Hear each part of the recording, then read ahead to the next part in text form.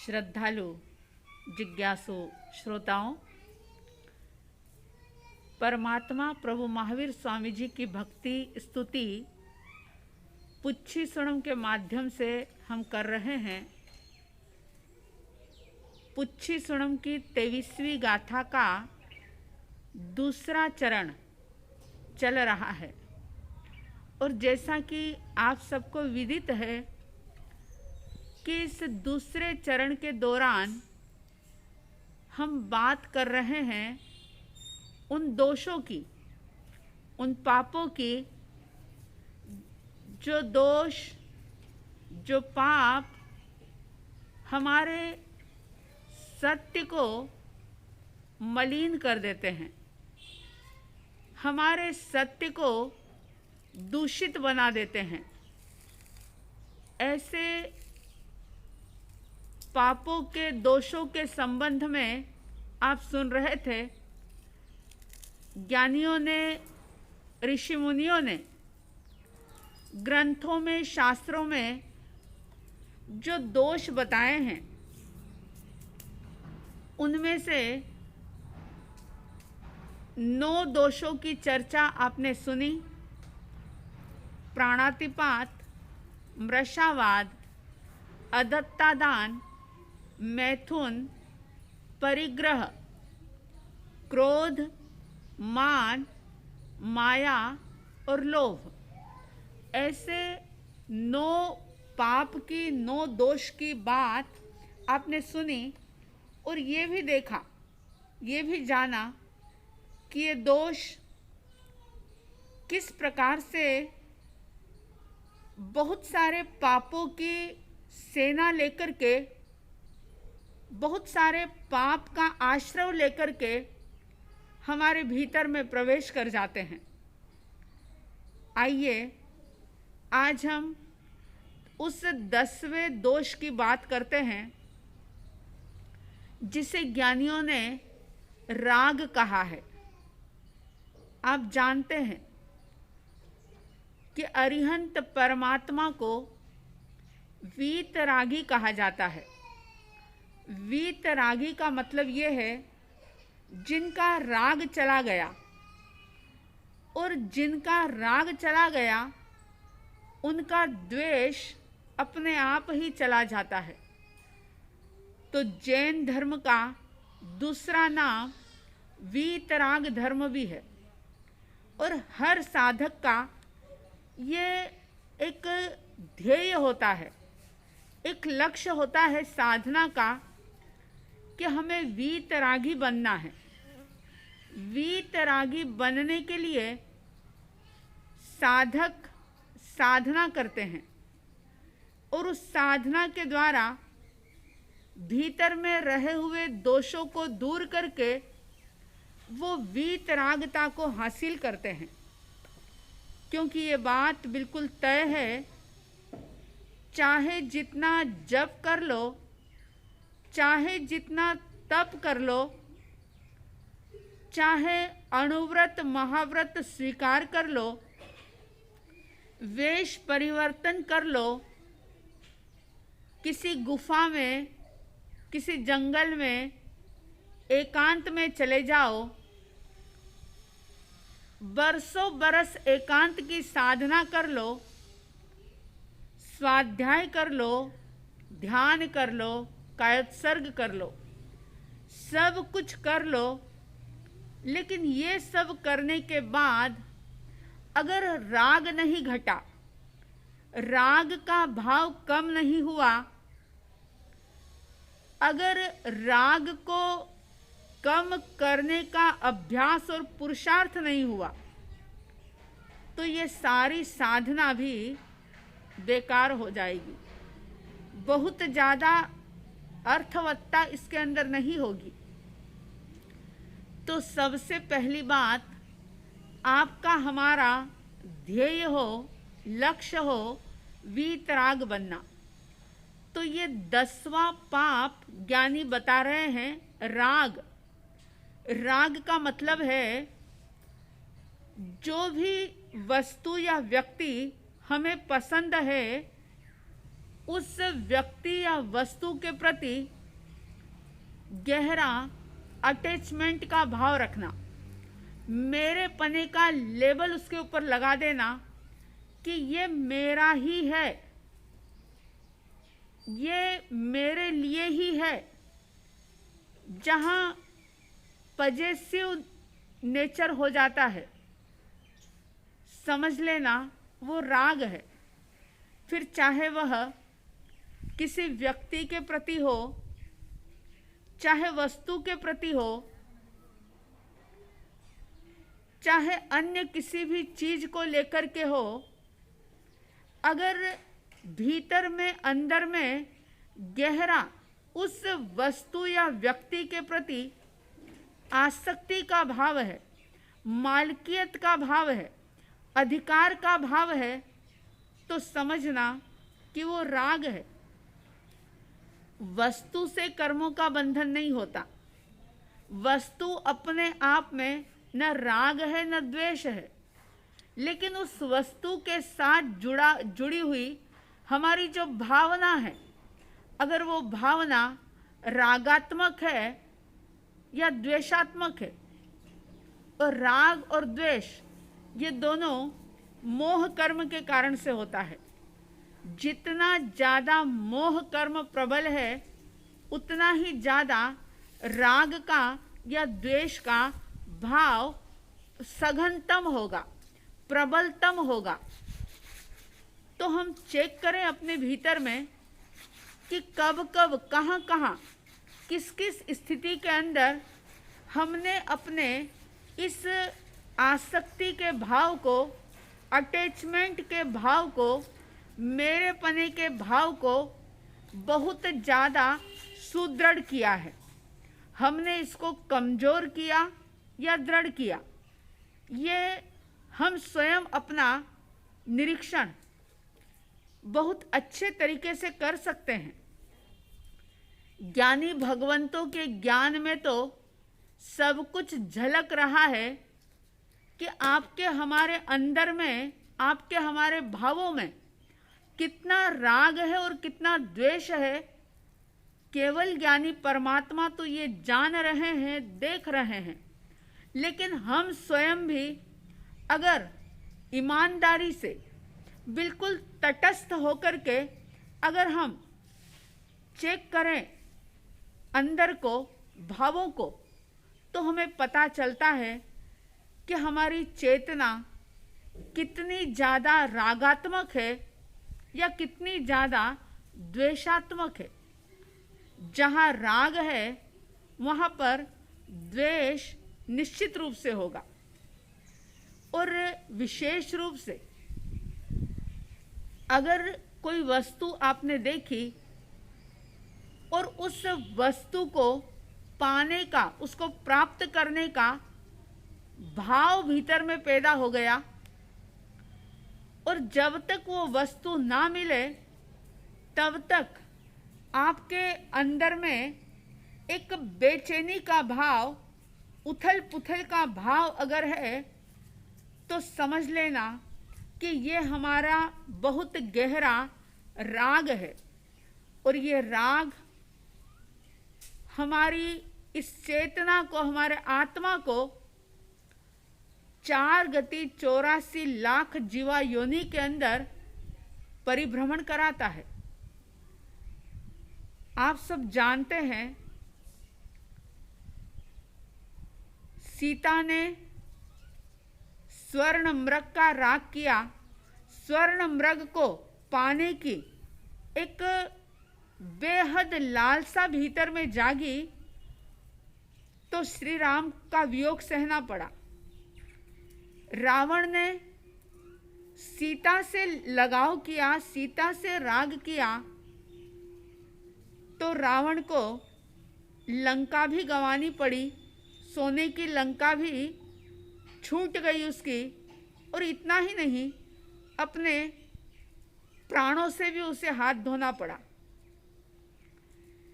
आप जहाँ कहीं भी देखें, जहाँ जहाँ लगाव है, राग है, वह राग ही व्यक्ति के दुख का कारण है। दुख का कारण कोई व्यक्ति नहीं होता, हमारे दुख का कारण कोई वस्तु नहीं होती, हमारे दुख का कारण कोई स्थान नहीं होता, हमारे दुख का कारण कोई परिस्थिति या कोई वातावरण सिचुएशन नहीं होती। दुख का कारण एकमात्र होता है हमारे गहरे में, अंदर में रहा हुआ राग का भाव। और ये जितना जितना प्रबलतम होगा, जितना जितना गहरा होगा, उतना उतना व्यक्ति दुखों को आमंत्रित करेगा। और एक बात और समझने जैसी कि राग जो है वो हमेशा अपने स्थान को बदलता रहता है। मन के अंदर आज जिस वस्तु या व्यक्ति के प्रति राग का भाव पैदा हुआ, जरूरी नहीं कि वो व्यक्ति भी आपसे उतना ही राग करे, और ये भी जरूरी नहीं कि आने वाले कल आपके मन में उस व्यक्ति या वस्तु के प्रति उतना ही राग हो जितना आज है, क्योंकि राग का ये नेचर है, राग का ये स्वभाव है, राग की ये फितरत है कि वो हमेशा ही स्थान चेंज करता रहता है। तो हम देखें कि राग किस हद तक अटैचमेंट, चाहे फिर वो छोटी सी वस्तु के प्रति ही क्यों ना हो, इसका मतलब ये नहीं कि हम वस्तु का उपयोग सही तरीके से ना करें, इसका मतलब ये भी नहीं कि हम बेदरकारी करते हुए किसी वस्तु को हम उसका नुकसान करें, यानी ज़रूरत से ज़्यादा उसका उपयोग करें, या हम उसको वैसे ही छोड़ दें, ऐसी बात नहीं है। ज्ञानीजन कहते हैं कि जितनी आपको ज़रूरत है, जो भी आपकी आवश्यकता है, उन सारी चीज़ों का आप उपयोग करिए। जिन जिन व्यक्तियों से आपको काम लेना होता है, करना होता है, जिनके साथ मिलकर के आपको कार्य करना होता है, आप करिए, लेकिन जो एक अटैचमेंट का भाव है भीतर में, उसको हमेशा चेक करते रहिए, क्योंकि जहाँ लगाव होगा वहाँ मालकियत का भाव होगा, और जहाँ मालकियत का भाव होगा वहाँ पर मन में, चित्त में जरा सी भी शांति नहीं होगी। मैंने एक छोटा सा सूत्र पहले भी जिक्र किया था कि रोज हर व्यक्ति ये विचार जरूर करे कि ये सारी वस्तुएं मेरे लिए है, लेकिन मेरी नहीं है। सारी चीज़ें जो जो भी पुण्य से प्राप्त हुई है, चाहे फिर वो सत्ता हो, अधिकार हो, धन दौलत हो, जमीन जायदाद हो, जेवर हो, जो कुछ भी हो, वो सारी चीज़ें जिनका हम उपयोग कर रहे हैं, या जो हमें बहुत सहजता से, बहुत सरलता से, बिना प्रयास किए ही जो मिल गया है, उसके प्रति उसका उपयोग करते हुए इस भाव को बहुत गहरा बनाएं कि ये सारी वस्तुएं मेरे लिए है, लेकिन मेरी नहीं है। और आप देखेंगे कि जैसे ये भाव प्रबल होता है, सशक्त होता है, तो वैसे वैसे उस वस्तु से हमारा आसक्ति का भाव, पकड़ का भाव, पजेसिवनेस जो होती है, वो अपने आप ही घटती चली जाती है, कम होती चली जाती है। तो राग का पाप, इसे छोड़ना बहुत कठिन है, लेकिन फिर भी ज्ञानियों ने मार्ग बताए हैं और ये कह दिया कि राग को छोड़े बिना वीतराग नहीं बना जा सकता।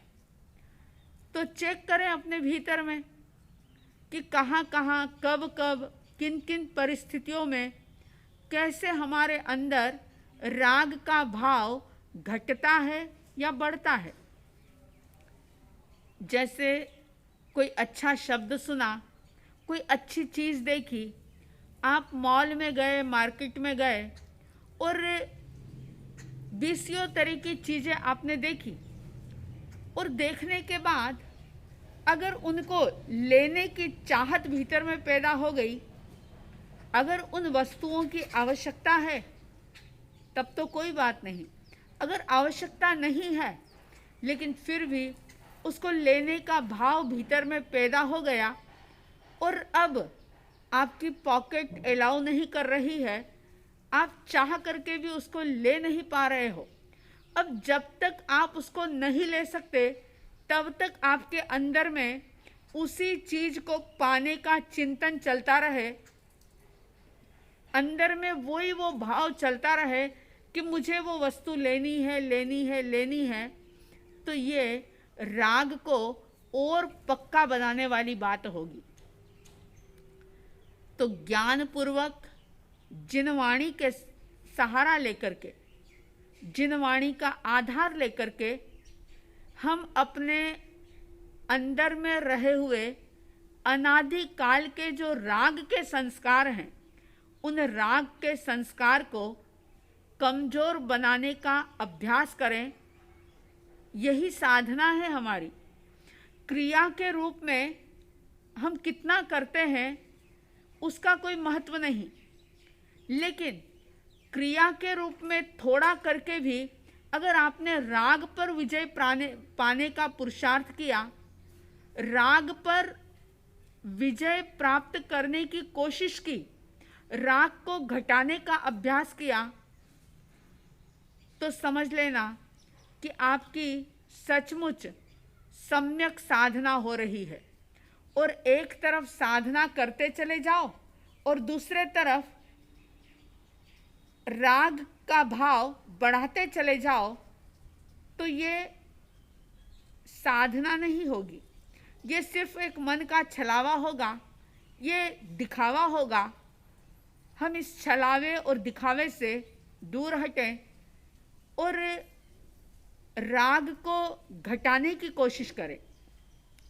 रोज ये निरीक्षण करें कि कल जितना व्यक्ति, वस्तु, परिस्थिति के साथ राग का, अटैचमेंट का भाव था, वो भाव कुछ कम हुआ है या बढ़ा है।